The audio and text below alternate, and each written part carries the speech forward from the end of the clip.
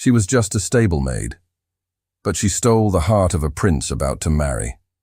The morning light filtered through a haze of grey as mist clung to the cobblestones in the lower courtyard of Castle Grunwald. It was not yet 6, but Annalisa Bauer had been awake for hours. The heavy scent of horses, damp straw, and old leather filled her lungs as she moved between stalls, pitchfork in hand, the worn handle pressing against the soft skin of her palm. She worked in silence as always, her brown linen skirts dusted with hay, her braided hair tucked beneath a simple cap. She swept, hauled, and fed without complaint. No one asked her opinion. No one asked her name. She had been in the royal stables since she was 8 years old, first as a child handed a bucket and a brush, then as a girl who knew every horse's mood before a single hoof struck the floor. Now 19, Lisa had long since accepted her place, invisible, useful, and safe, so long as she remained so. She knew which grooms could be trusted, which gates stuck when the weather turned, and which nobility never acknowledged her presence. The world above the stables, marble halls, silk gowns, and silver spoon conversation, was not hers to enter. She saw it only from the shadows, through the barred windows of the mews, or when polishing saddles in the cold. It was better that way. That morning, preparations buzzed through the yard with unusual urgency. An equestrian exhibition had been arranged for visiting nobility, a display of the crown's breeding stock and the prince's riding skill. The horses had been brushed to a glossy sheen, their manes plaited, their coats combed until they glowed like polished wood. Lisa had been told to remain behind the stables, but at the last moment, one of the grooms fell ill, and she was summoned to help bring the final horses forward. Her hands were already damp from washing bridles, her apron streaked with damp straw. She smoothed her sleeves as best she could and followed the command, leading a chestnut mare toward the outer arena with careful steps. The world beyond the stable gates opened before her, broad viewing stands, gilded canopies, silken parasols fluttering like butterflies above the noblewomen gathered to watch. She kept her eyes down. The arena's pale sand stretched wide and flat, ringed by fresh garlands. Men in frock coats stood at intervals, holding ledgers or offering murmured remarks to one another. Prince August, mounted astride a stallion of near-black coloring, rode at a slow canter along the far edge. He was dressed in formal riding attire, dark blue coat, silver trim at the cuffs, white gloves grasping the reins with easy strength. Even from a distance he looked the part of nobility, elegant, untouchable, and burdened by command. Lisa paused just outside the ring, waiting for the mare to be collected by a groom. She knew better than to linger. But the prince's stallion slowed. His gaze swept the perimeter of the arena, and then paused. She felt it before she saw it, a flicker, a second too long. Prince August's eyes met hers, steady and unreadable. It was not a smile, not a frown, just a glance that landed and lingered. Perhaps it meant nothing. Perhaps it was simple curiosity, the passing interest of a man momentarily distracted by the sight of a girl holding a lead rope in muddy boots. But someone noticed. From the velvet canopy beside the prince's mother, Baroness Ilse von Brecht narrowed her eyes. Tall, sharply dressed and raven-haired, the Baroness had made a name for herself within the court through calculated whispers and alliances. She was known for finding opportunity in silence and wielding it. Her voice rang out, too loud to be casual. "What bold little stable thing dares to hold His Highness's attention so greedily? Surely she's been given no leave to look." The laughter that followed was delicate, false, the kind that cuts cleanest when delivered with a smile. The court turned, faces turned. Lisa stood frozen, the mare shifting beside her, confused by the sudden hush. No one corrected the Baroness. No one defended the girl in the dirt-stained apron. A steward stepped forward, expression carefully neutral. "You are dismissed from stable service, girl. Report to the palace gardens by sunrise tomorrow. New orders." Lisa said nothing. She bowed her head, handed off the mare's lead, and walked back through the sand, each step stiff with shame. She didn't look up again. The silence followed her. By the time the exhibition concluded, her name had been whispered through every corridor. Servants would not repeat the accusation, but they would remember it. Nobles wouldn't recall her name, but they would remember her face, and the fact that she had presumed to meet a prince's eyes. The afternoon passed with sickening slowness. She returned to the loft above the stables, where her few belongings were kept in a wooden chest: a second apron, a pair of worn stockings, a comb. Her body ached from the tension of the day, her jaw sore from keeping it clenched. There was no one to tell, no one who would listen. In the stables, she was already being avoided. A shadow suddenly carrying too much weight. The sky darkened early. Rain began to fall just after dusk, cold and unrelenting. She had not eaten, but the idea of food turned her stomach. Instead, she packed her chest slowly, folding garments with stiff fingers. The loft walls groaned as the wind picked up. Drops of rain slipped through the eaves, landing on the wooden floor beside her boots. Thunder rolled low in the distance, and then a sound. Footsteps on the stair below. She stilled, one hand still on a folded linen shift. The steps were slow, deliberate, too heavy for one of the younger stable boys, too light for Master Cole, the head groom. She rose from the floor, brushing her palms down the sides of her skirt. Her heart beat hard against her ribs, not from fear, but something more unnerving. The door creaked. She turned. Prince August stood framed in the doorway, his shoulders filling the space. No attendants, no guards. Just him, dressed in a dark coat that was damp at the collar, hair pushed back from his brow by the wind. His eyes met hers again, not from across a courtyard, but here, 10 feet away, in the pale flicker of a lantern hung from a nail in the beam.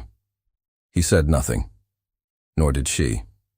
Rain tapped steadily against the roof above them as the prince remained still, one hand resting lightly against the edge of the doorframe, his expression unreadable. And Lisa, frozen beside her open chest, realized she had no idea what he was going to say. The morning air was damp and cool, the kind that clung to fabric and made stone steps slick beneath hurried boots. Lisa stood at the edge of the palace gardens just after sunrise, the folds of her brown wool skirt still heavy from yesterday's rain. Her hands were wrapped around the handle of a battered metal watering can, its base dented from years of use, its contents already warming in the light. She waited in silence while the head gardener gave orders to the apprentices, his voice clipped and precise.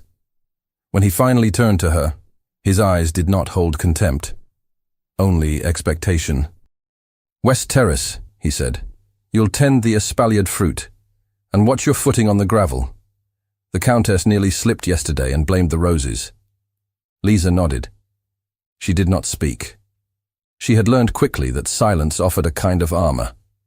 The garden was vast, an ordered sprawl of green geometry, bordered by stone balustrades and trimmed with obsessive precision.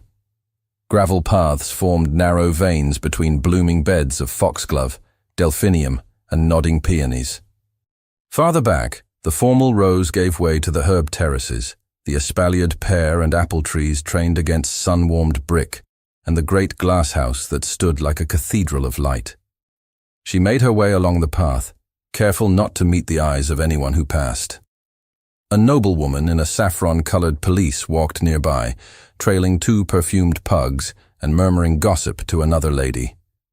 Lisa kept her gaze fixed on the rose hedge, but she felt it, the pause, the glance over a fan, the faint tightening of voices when she passed. The rumors had followed her like a trailing vine, the stable-maid who dared to look at a prince, the servant who drew the attention of a royal, the girl who must have done something, to make Baroness Ilsa speak her name aloud in a crowd. No one repeated the words to her face, but they didn't have to. The glances were enough, the way apprentices stopped speaking when she entered a tool shed, the way the stewardess handed her assignments with a hand too brisk, too clean, as if contact might stain her.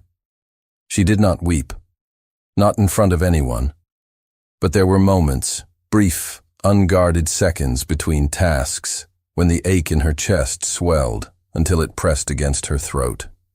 She buried it beneath dirt-caked gloves and the scent of crushed mint. Still, there was peace to be found.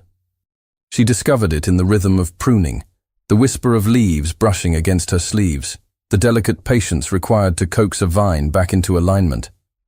The fruit trees, older than half the noble families in the castle, responded to her touch without judgment. The roses bloomed for no one but the sun, and the herbs, particularly the rosemary and valerian, were resilient in ways she understood. By the third morning, she had stopped listening for whispers. By the fifth, she had begun to forget the sound of laughter in the arena. The storm arrived in the middle of her midday duties. The sky dimmed without warning, the air thickening as if the earth were holding its breath. A clap of thunder cracked the sky open, and fat raindrops began to fall, soaking the stone and turning gravel to mud in moments. The head gardener called for everyone to take cover. Apprentices scattered toward the colonnades. Lisa didn't run. She couldn't. Her skirts were heavy with water by the time she reached the nearest refuge, the glass conservatory. The door groaned open under her hand, and she stepped inside, breath catching from the shift in warmth. The scent hit her first: damp earth, hot iron, and the green perfume of hothouse leaves. Inside, the storm was a muffled drum roll on the roof, the rain racing down the panes like rivers on glass. A fine mist clung to the air. She wiped her hands on her apron and moved to the bench near the entrance. A small potted lavender had been left exposed on the ledge, its gray-green leaves quivering. She reached for it, cradling the ceramic base with both palms, and carried it gently toward the central table, away from the leaking window. The door creaked again. She turned, too quickly, and nearly dropped the pot. Prince August stepped inside, shaking rain from his shoulders. His coat was dark with moisture at the seams, his cravat slightly loosened, as though he had come from the stables or from some hurried errand. His hair, damp at the edges, clung to his temples. She froze, breath suspended. He saw her immediately. His gaze lowered to the plant in her hands, then lifted again to her face. He did not move forward, nor did he retreat. They stood in a small oasis of warmth and scent, surrounded by palms and fig leaves and the press of summer humidity. For a moment, the world was thunder and glass and nothing else. She dipped her head, the familiar gesture of deference automatic. "Your Highness," she said softly. Not as an invitation, simply a necessity. "You've been reassigned," he said, voice quiet. Not surprised, merely acknowledging the change. "Yes, sir." The silence stretched, filled only by the storm above and the creak of vines shifting in their frames. He stepped further in, carefully removing his gloves and placing them beside a watering can. "The gardens are not so different from the stables," he said. Lisa's hands tightened on the pot, her knuckles whitening. "No, Your Highness. But they're more exposed." She hesitated, then answered, "Yes, sir." His gaze lingered on her posture, on the way she angled her shoulders slightly away, the way her eyes stayed fixed on the lavender's roots. She was used to being seen without being noticed. This, whatever this was different. She should have left. Protocol required it, but the storm had thickened, the windows shivering with each new gust. Leaving now would be not just improper, but foolish. So she stood still, her presence unacknowledged by design, yet impossible to ignore. "You cared for my mare," he said suddenly. She blinked, her voice nearly catching. "Yes, Your Highness." She was always calm before the hunt. Most horses are not. She prefers a certain brush. She doesn't like her flank touched without warning. His lips curved faintly. Not a smile, just the faintest shift of expression. "I thought it was my riding that calmed her." "You ride well," she said. Then, after a beat too long, "But she prefers the brush." Another pause. A shared silence that carried something unsaid. She dared a glance upward, just once, His eyes were gray-blue, the kind that could be distant or intimate depending on the slant of light. Just now, they looked neither. Only curious. Only still. She looked down again. "I should return to my duties," she said, voice low. "The rain hasn't stopped." "No, sir." Neither of them moved. Outside, thunder cracked again, closer this time. Inside, a fig leaf trembled. She returned the lavender pot to the table and turned to the bench, reaching for the damp rag she'd left behind. She could feel his eyes on her, not with scrutiny, but with something quieter. She didn't know what it was, and she didn't want to guess. When she finally stepped toward the door, he did not stop her. She opened it into a sheet of rain and disappeared into the downpour. By the time the sun set, the castle walls steamed gently in the warmth that followed the storm. Liesa climbed the servants' stairs to the uppermost level, her shoes squelching softly on the stone. Her new quarters were small, a narrow room beneath the eaves of the servants' wing, with a single bed, a basin, and a chest no wider than a man's shoulders. She peeled off her wet clothing and hung them near the window's cracked pane, the fabric heavy with scent and memory. The hallway outside was quiet. Candlelight flickered behind closed doors. She reached for the key to her room, then stopped. A single envelope lay beneath the door. No seal, no crest, only a single initial, A. The ink was dark, the script elegant, the paper smooth beneath her fingers. Inside, one sheet. The message was brief.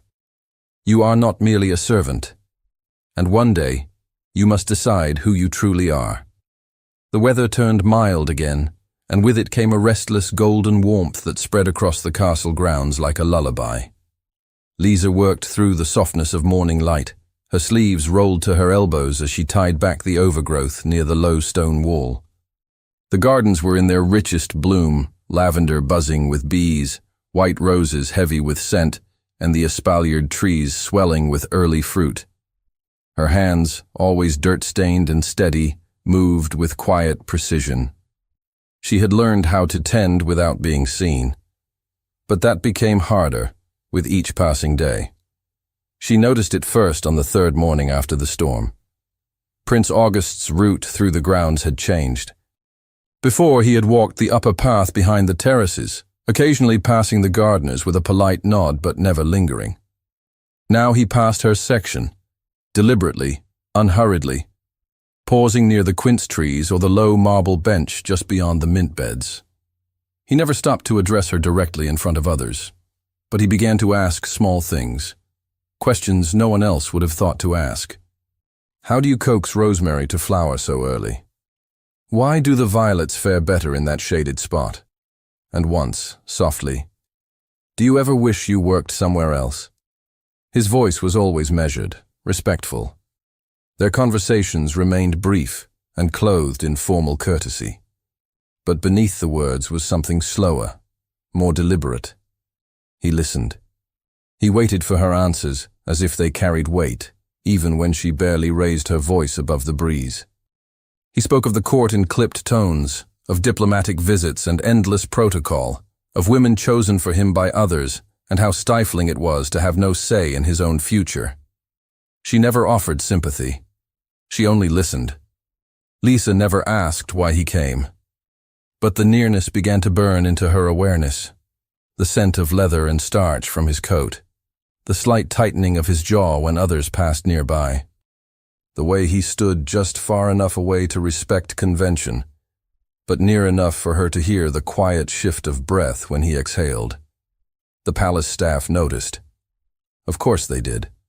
A court could survive without loyalty, without truth, but never without rumor. Baroness Ilse von Brecht noticed most of all. The Baroness had resumed her daily strolls through the gardens, though she took little interest in the plants themselves. Her sharp eyes lingered too long when August paused by the herb wall. She stopped near Liesa's flower beds, under the guise of inspecting the roses, her remarks barbed with sweetness. Such industrious little hands, she mused aloud one afternoon, trailing a gloved finger along the rim of a terracotta pot. It must be difficult to find time for solitude, with so many distractions. Lisa murmured something inaudible and turned back to her task. Her hands shook slightly, but she didn't let it show. She thought of the first note every day, the slanted ink, the closing line. "You are not merely a servant." It returned to her again when the second letter appeared. She found it tucked inside her apron pocket at the end of her midday break, the envelope nearly identical to the first. No seal, no name, only the letter, A. She unfolded it beneath the olive tree behind the greenhouse. The script was the same, tight and formal, written in a style no longer taught to those below nobility. "They remember where you came from. Not everyone has forgotten. Be cautious. The court is not as blind as it pretends to be." There was no signature. She folded the note with trembling fingers, slipping it into the pocket of her skirt. It had been years, so many years, since she'd allowed herself to recall the truth. She had been a child when the whispers began, a name that vanished, a family broken, a nobleman disgraced. Her protectors within the palace had made a careful arrangement. She would be kept close, raised without recognition, and given a life of labor rather than scandal. She had accepted it without resistance. A humble life was a safe one. Silence had been her armor. Until now. Now the truth pressed against her chest like a blade. She could not speak it, not aloud, and certainly not to him. Yet August continued to appear, and their brief exchanges carried more weight with each day. One morning he asked her what she missed most about being a child. "Wild strawberries," she replied, barely above a whisper. "We used to find them near the riverbank before the frost." His smile was quick, a flicker. "And did you always speak so softly then?" "I didn't speak at all." Something passed between them then, unsaid but felt. And though they never touched, never lingered long enough to draw open rebuke, the space between them narrowed in ways no one could name. It was a late afternoon when the silence broke. The sun had turned the garden paths gold. Liesa was kneeling by the rose beds, her apron streaked with green from fresh cuttings. She looked up when she heard her name, sharply, formally, from across the terrace. The head steward stood stiffly at the edge of the path. His expression was unreadable. "Come with me," he said. "Now." She wiped her hands on her apron and rose slowly, heart knocking against her ribs. Inside the palace, the air shifted. Cooler. More rigid. Her shoes echoed on the polished floor as she followed him to a long chamber adjacent to the great hall. The ceiling arched with carved wood. Members of the Dowager's court lined the room in quiet formation, fans fluttering, expressions carefully measured. At the center of the room stood the Dowager's steward, a man known for his precision. A jeweled comb was held in his gloved hands, a delicate piece of ivory and lapis, unmistakably noble. A quiet hush settled over the room. "This was taken from the dressing room of Countess von Ludenberg," the steward said without preamble. "An anonymous tip named you." Lisa's body chilled, her limbs still as stone. "I haven't." Her voice faltered, rough with disbelief. "I've never been in her chamber." "There is no record of you being assigned there," he replied. "And yet your name was offered." The court watched in silence. The Dowager's voice cut across the room like glass. "Servants who forget their place are often tempted by what isn't theirs." Lisa didn't answer. The accusation hovered, unsupported yet undeniably convenient. She had no advocate, no defense, only the quiet pounding of her heart and the certainty that she was being removed. Expulsion was inevitable. The steward turned to a member of the council. "If there are no objections, I object." The voice rang clear. Heads turned. Prince August stood at the far end of the chamber, his coat still dusted with garden pollen, gloves in one hand. He stepped forward with deliberate calm, his expression unflinching. "This accusation is unfounded," he said, addressing the room. "The servant in question is not a thief." Gasps fluttered through the onlookers. The dowager's lips thinned. August continued. She has not entered the noble wing in days. Her time is accounted for. I request a formal inquiry before any action is taken. The silence grew heavy. Baroness Ilsa, standing near the tapestry, spoke in a voice of polite dismay. Your Highness, surely you understand the damage such claims can bring to order. I understand perfectly, he replied without looking at her. Which is why I will not see justice determined by whispers. He turned his gaze to Lisa then. She stood very still, her breath shallow. Speak, he said, his voice lower now. Tell them. The room held its breath. Lisa's eyes flicked upward, meeting his for the first time in days. And softly, with barely more than a breath, she said, Because I am not who you think I am. The silence that followed Lisa's confession was so absolute that even the creak of the ancient beams overhead seemed to hush.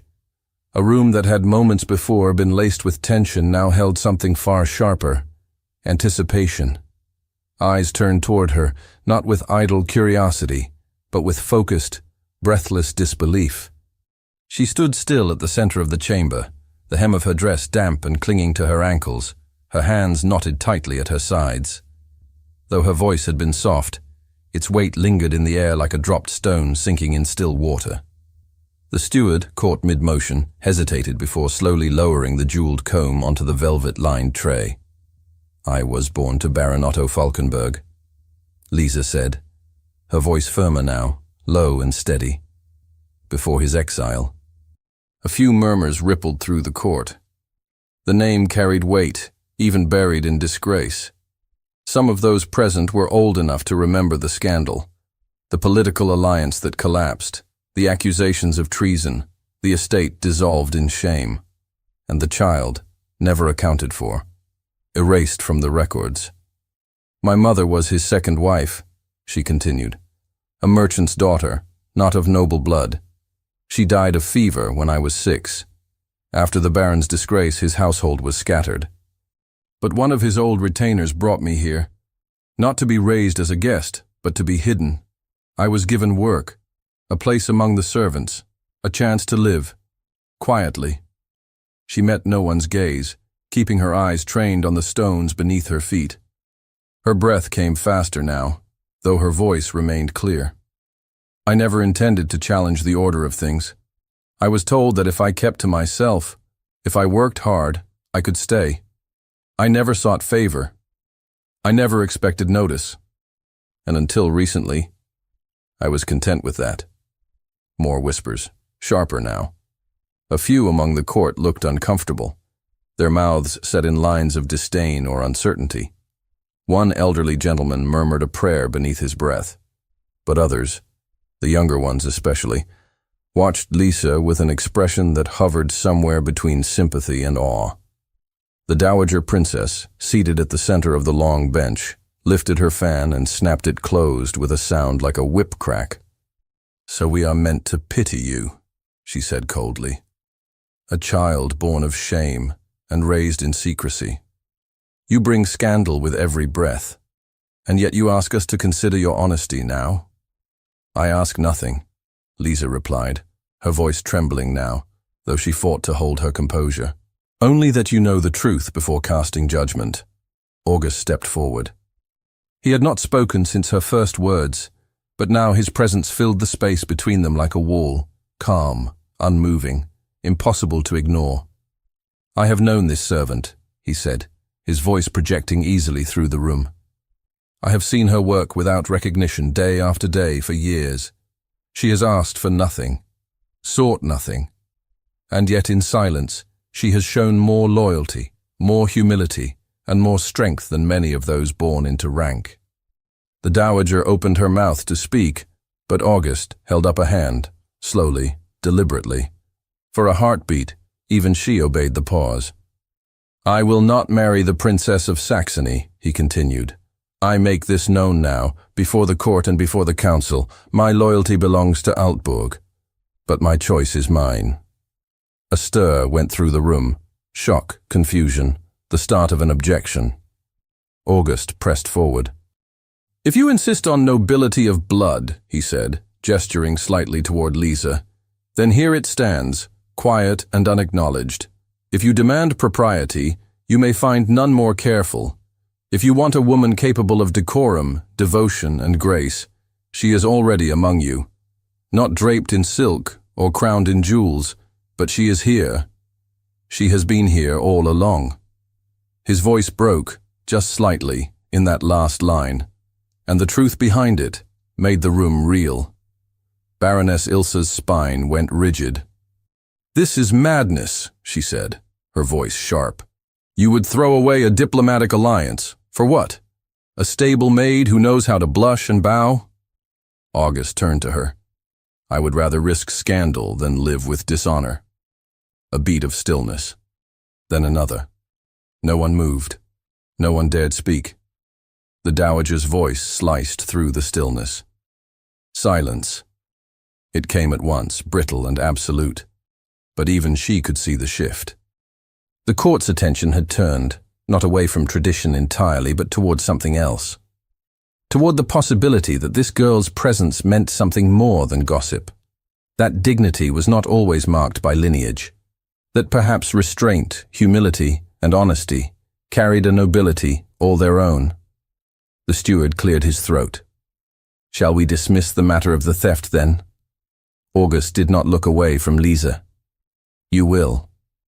Outside the chamber, the hall smelled of beeswax and stone. Lisa's steps echoed lightly as she walked, her hands folded in front of her skirt, her eyes fixed ahead. Each breath came harder than the last. Her chest was tight, not from fear, at least not only from fear, but from the impossible weight of what had just passed. She moved as if caught in a dream, the outlines of the palace blurring around her.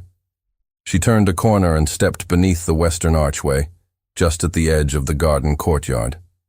The roses had begun to fade, their petals drooping in the late summer warmth. The breeze lifted the hem of her dress and brought the faintest scent of rain from the horizon. She stood there, rooted in place, until she heard footsteps behind her. August's. She turned as he approached, his pace unhurried, his face unreadable. He said nothing at first, and neither did she. The silence between them stretched, thick, intimate, and filled with everything that had not been said aloud in the council chamber. Her hands trembled at her sides. "What you said," she began, then stopped. "You've placed yourself in their crosshairs. They needed to hear the truth, even if it costs you everything." His jaw tightened slightly, but he didn't answer. She looked down, her fingers curling into her palms. "You don't understand what they'll do to you," she whispered. "What they'll say." He stepped closer, his voice soft. "I know exactly what they'll say." She looked up then, her eyes bright with something between sorrow and resolve. "Then I must leave," she said, "before they take you from me." The wind carried the scent of straw and late summer soil across the stable yard as Lisa stepped from the shadow of the loft. Her boots struck the packed earth with muted urgency. She wore her simplest dress, the faded brown one with the hem repaired more times than she could count, and carried nothing but a worn cloth bundle clutched tightly in her hands. Her hair was unbound beneath her bonnet, still damp from washing, and her face was pale but determined. She had meant to leave without being seen, before anyone could stop her, before he could speak reason and turn her resolve into a wishful dream. If she disappeared now, quietly as she had lived, she might save him from the consequences still gathering like thunder above the court. The dowager princess would recover her dignity, and Baroness Ilsa would have no target left to torment. Let the court have its order.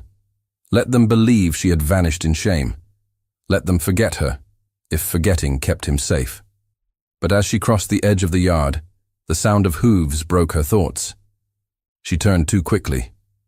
August dismounted before the stable boy could reach for the reins. His boots struck the ground in a single motion, his cloak lifting with the wind and settling around his shoulders like a command. His hair was windblown, his jaw tight, and the moment his eyes locked with hers, she froze. "Where were you going?" His voice was low but sharp. She said nothing. Her hands tightened around the bundle in her arms. "You cannot leave." "I have to." Her voice cracked. "You saw what they did. What they said. It won't stop. I am not meant for this." He stepped closer, closing the distance in 3 strides. "You're not meant for this?" he repeated. "Or have they just made you believe that?" "August," she whispered, aching. "You don't understand?" "No," he said, quieter now, but firmer. "You don't understand. I've already chosen. You think you're protecting me by disappearing? You're not." His expression shifted, and something urgent surfaced beneath the calm. The weight of time, the burden of decisions he could no longer defer. "I won't let you walk away," he said. "Not again."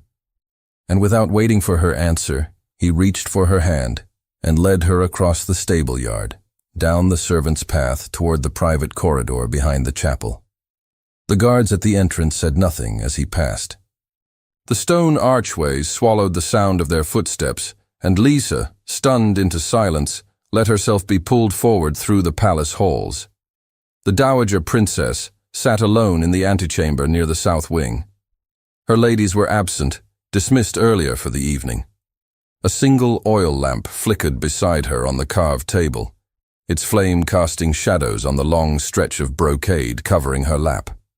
She looked up slowly when they entered, her eyes sharp, her hands motionless. "I presume there is a reason for this interruption," she said. August bowed his head once. His grip on Lisa's hand did not loosen. "There is," he said. "A constitutional one." The dowager's brows lifted. "Is that so?" "I invoke the Royal Charter, Section 12, Line 4, he said. "It grants the heir the right to select a consort of noble descent, regardless of legitimacy, if the decision is approved by private counsel and deemed to be in the interest of the crown." The silence in the room thickened. The dowager's voice was a blade wrapped in silk. "That clause has not been cited in 3 generations. It exists to preserve bloodlines in times of war, not scandal." "Altburg's lineage is intact," August replied, "but its integrity is not. I will not marry a foreign princess I do not love, nor one who has no interest in this land or its people. You told me once that duty and affection rarely travel together. Perhaps it's time to prove they can." Lisa stood unmoving beside him, her pulse loud in her ears. The dowager's eyes turned to her then, calculated, assessing. No emotion flickered across the older woman's face, but the shift was visible. Not surprise, recognition. "I suppose I should not be astonished," the dowager murmured. "I knew your mother. She wore the same expression when cornered." The comment struck deeper than Lisa expected. Her hands curled into fists at her sides. A long pause followed. Then the dowager gave a slow nod, controlled and precise. "Very well," she said. "If you intend to use the charter, the council must be called." And so it was. Within hours, the private council gathered. 5 senior advisors, bound by discretion and years of precedence. Liesa was not allowed inside. She waited in a small chamber off the antechamber, her hands clasped tightly on her lap, unable to sit, unable to pace. A single window overlooked the courtyard where the roses grew. The sky outside was pale, uncertain, and fading into a lavender dusk. She didn't know how long the council deliberated. The voices on the other side of the wall rose and fell, muffled but stern. Her name was spoken more times than she could count. She had never expected it to matter again. When the door opened, it was August who stepped through. His expression didn't give anything away until he reached her, took her hands in his and said, "It's done." The council's approval, though not unanimous, was final. The argument that sealed it was simple. The girl in question bore noble blood, however unofficially acknowledged. She had carried herself with restraint and dignity despite provocation. There was no scandal that could be substantiated. And the prince had not wavered once in his declaration. That, above all, had moved the deciding vote. The dowager offered no public praise, but she did not object again. Her silence became the permission the court required to shift its tone. The whispers turned. Where once there had been outrage, now there was intrigue. Where there had been judgment, now there was admiration in disguise. Baroness Ilsa, whose schemes had unraveled in full view of the nobility, was quietly sent to oversee an estate in the southern provinces, for her health. Her absence was noted but not mourned. No one challenged the decision. The court adjusted. It always did. Weeks passed. Autumn melted into early winter, and the frost that crept along the windows brought with it a hush that softened everything. Lisa walked the gardens now not in servant's shoes, but in soft leather ones that carried her easily down familiar paths. Her dress, while modest, was trimmed in velvet. The apron was gone. The gloves on her hands were stitched with tiny pearls, gifts from ladies who once would not speak her name. She did not pretend to belong. But she did not shrink from the role that had found her either. The wedding was held quietly in the palace chapel. Only those the prince trusted were invited. No foreign dignitaries, no extended relations summoned out of obligation. Just those who had stood beside them without ambition. The vows were spoken in the local tongue. The ceremony lasted no more than 20 minutes. When they exited the chapel, snow had begun to fall, soft and slow. Later that day, August led her into the rebuilt glass house, the one that had collapsed under the weight of last summer's storm. The doors opened onto a room filled with winter roses, white and blush pink, bred to bloom even in cold. Their scent mingled with warm air and the faintest trace of wood smoke from the small cast-iron stove in the corner. Lisa stood in the center, his hand in hers. "I thought I was alone here," she said, her voice low.